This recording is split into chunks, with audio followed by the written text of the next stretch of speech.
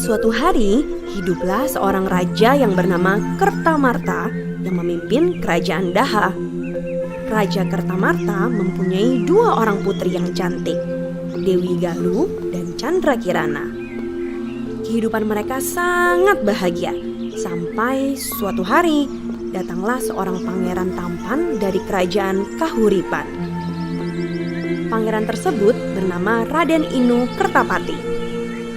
Kedatangan pangeran ke kerajaan Daha adalah untuk melamar salah satu putri raja, yaitu Candrakirana. Maksud kedatanganku adalah untuk menikahi anakmu. Hal ini disambut baik oleh Raja Kertamarta. Putri Candrakirana pun menerima lamaran Pangeran Raden Inu Kertapati. Pertunangan ini membuat Dewi Galuh merasa iri karena ia menaruh hati pada Raden Inu dan merasa dirinya lah yang lebih cocok menjadi pendampingnya. Dewi Galuh mulai merencanakan untuk menyingkirkan Candrakirana dari kerajaan. Suatu hari secara diam-diam, Putri Dewi Galuh pergi menemui seorang penyihir jahat. Ia meminta bantuan kepada penyihir untuk menyihir Candrakirana menjadi sesuatu yang menjijikan sehingga Pangeran Raden Inu menjauhinya. Ia pun berharap menjadi pengganti Candrakirana sebagai tunangan pangeran. Penyihir itu menyetujui permintaan Dewi Galuh. Ia menyihir Candrakirana menjadi keong emas dan membuangnya ke sungai. Kutukanmu itu akan hilang jika kamu dapat bertemu dengan tunanganmu, Pangeran Raden Inu. Beberapa waktu kemudian, ada seorang nenek yang sedang mencari ikan dengan menggunakan jala. Keong emas ikut tersangkut oleh jala tersebut. Melihat betapa indahnya keong emas yang ia dapatkan, si nenek langsung membawanya pulang dan disimpannya keong emas itu di tempayan. Cantik sekali keong ini. Nenek tersebut memelihara keong emas dengan baik dan memberinya makan agar tidak mati. Keesokan harinya, saat nenek kembali ke rumah sepulang menangkap ikan, ia sangat terkejut. Ia melihat makanan yang sangat enak sudah tersedia di atas mejanya. Ia merasa sangat heran dan bertanya-tanya, siapa yang membuat makanan ini?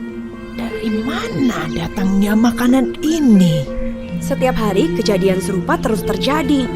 Karena merasa penasaran, sang nenek memutuskan untuk pura-pura pergi ke laut. Sebenarnya, ia ingin tahu dan mengintip siapa yang membuat makanan setiap hari. Semoga aku bisa mengetahui siapa yang melakukan semua ini. Sangat terkejut ia melihat keong emas yang ia simpan di tempayan berubah menjadi seorang gadis yang cantik jelita. Gadis cantik tersebut menyiapkan makanan di atas meja. Karena rasa penasarannya, sang nenek langsung menghampiri gadis cantik tersebut. Siapakah kamu, putri yang cantik? Dan dari manakah asalmu? Keong emas yang berubah menjadi wujud aslinya, yaitu Candrakirana, sangat terkejut ketika melihat kedatangan nenek yang tiba-tiba. Akhirnya, Candrakirana menjelaskan siapa ia sebenarnya dan menceritakan kenapa ia berubah menjadi keong emas. Maafkan aku karena telah membuat nenek bingung. Setelah menjelaskan kepada nenek, Candrakirana pun kembali berubah wujudnya menjadi keong emas. Sementara itu, Pangeran Raden Inu terus mencari Putri Candrakirana yang mendadak hilang entah kemana. Aku yakin Candrakirana pasti masih hidup. Aku tidak akan kembali ke kerajaan sebelum menemukannya. Penyihir jahat yang mengetahui bahwa Raden sedang mencari Candrakirana mencari cara agar pangeran tidak dapat menemukannya. Ia pun menyamar menjadi seekor burung gagak. Di tengah perjalanan, Raden Inu dikejutkan oleh burung gagak yang dapat bicara. Pangeran merasa senang dan mengikuti petunjuk yang diberikan burung gagak tentang keberadaan Candrakirana. Padahal petunjuk jalan tersebut salah. Di Di tengah perjalanan, ia juga bertemu dengan seorang kakek tua yang sedang kelaparan. Tolong berikan aku makan, Nak. Ia pun memberikannya makan. Ternyata kakek tersebut adalah seorang kakek yang sakti dan menolong Raden Inu dari burung gagak. Kakek itu memukul burung gagak dengan tongkatnya dan tiba-tiba burung gagak itu berubah menjadi asap. Kakek tersebut kemudian memberikan petunjuk jalan kepada Pangeran Raden Inu Kertapati. Mengarahlah ke desa di depan. Berhari-hari ia menempuh perjalanan. Di tengah perjalanan bekalnya telah habis dan ia merasa sangat kehausan. Ia pun melihat sebuah rumah dan segera menuju ke rumah tersebut. Mudah-mudahan aku dapat meminta segelas air. Namun bukan hanya air yang ia dapatkan, melainkan Chandra Kirana. Tunangannya itu ternyata ada di dalam rumah.